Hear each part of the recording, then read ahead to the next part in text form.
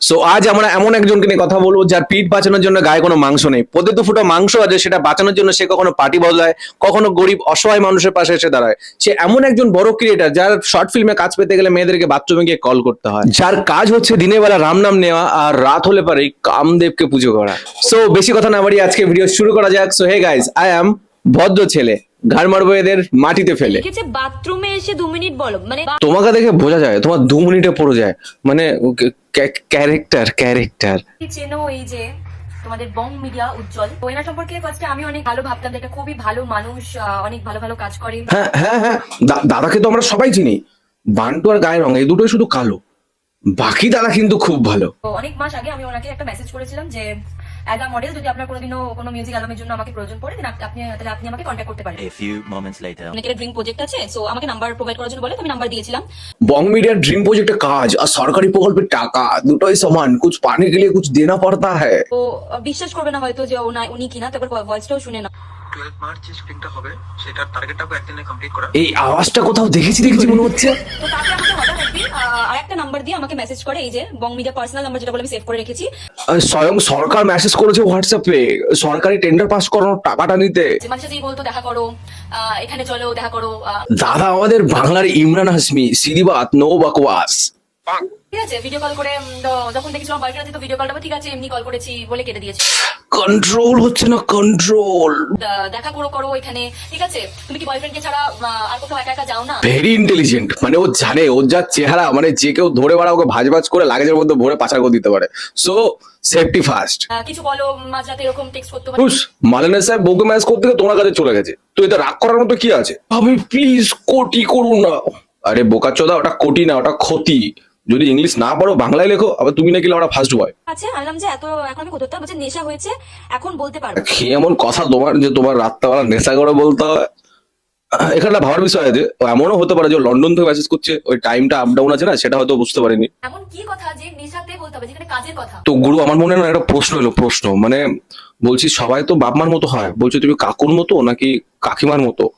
ঠিক আছে, লিখেছে বাথরুমে এসে 2 মিনিট বলো, মানে বাথরুমে গিয়ে কেন আমি কথা বলতে যাবো? কি এমন কাজের কথা যেটার জন্য বাথরুমে গিয়ে বলতে হবে? উজ্জ্বলের পুরো মুখে এসে দাঁড়িয়ে গেছে, মানে হালকা নাড়া দিলে পরেই বেরিয়ে যাবে, তুমি তো ওকে সেই সুযোগটাই দিচ্ছ না। আমি এত রাতে কল করতে পারবো না।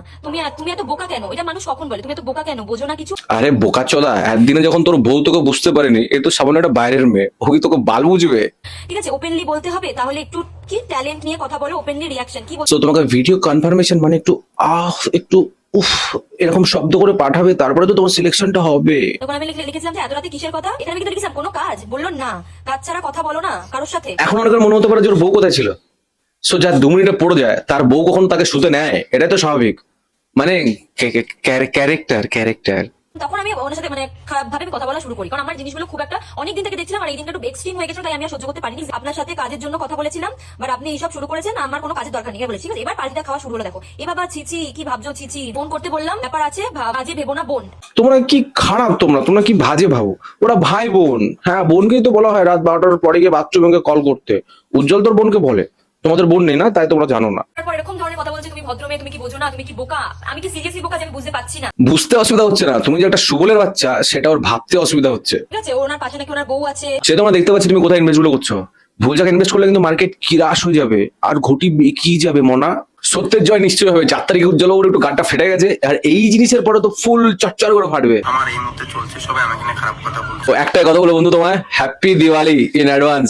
দেখো ভাই, ওকে কাজ নিয়ে যখন এসএমএস করা হয়েছে আমি করেছি ইনস্টা প্লাস আমার নাম্বার থেকে। হয় তুমি একটা আস্ত একটা বোকাচোদা, না হলে তুমি পাবলিককে পাগলচোদা মনে করো। ওকে আরেক নাম্বার থেকে কন্ট্যাক্ট করা যে হতো, সেই নাম্বারটা 10 জন চালাতো, ওই নাম্বারটা কিন্তু মাঝে মাঝে আমিও চালাতাম। সো এমন 12 ভাতের নাম্বার তুমি রেখেছো বা কেন? আর এরকম সোরের বাচ্চাদেরই বা কাজে রেখেছো কেন, যারা তোমার নাম করে অন্য জায়গায় শুধু আধার লিঙ্ক করার চেষ্টা করে?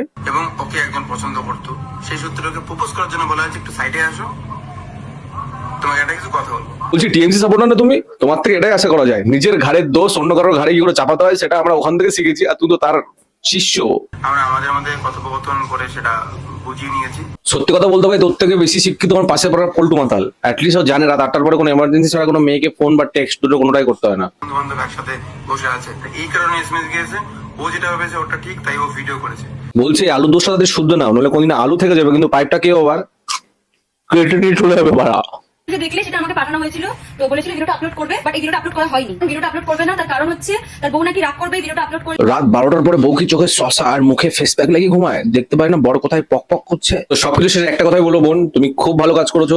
যারা যারা কখনো যদি রাস্তাঘাটে কখনো কোনো অসুবিধা, কোনো বিপদ, কোনো অসঙ্গতি বা অসংলগ্ন কোনো কিছু দেখো, অবশ্যই এরকম ভাবে আওয়াজ তোলো, নিশ্চয়ই তোমার পাশে সবাই এসে দাঁড়াবে। সো আজকের ভিডিও এখানে শেষ করছি, দেখা হবে পরের ভিডিও, ততক্ষণের জন্য বাই বাই। অবশ্যই চ্যানেলটাকে সাবস্ক্রাইব করে দাও, লাইক করে দাও, শেয়ার করে দাও। দেখা হচ্ছে আবার।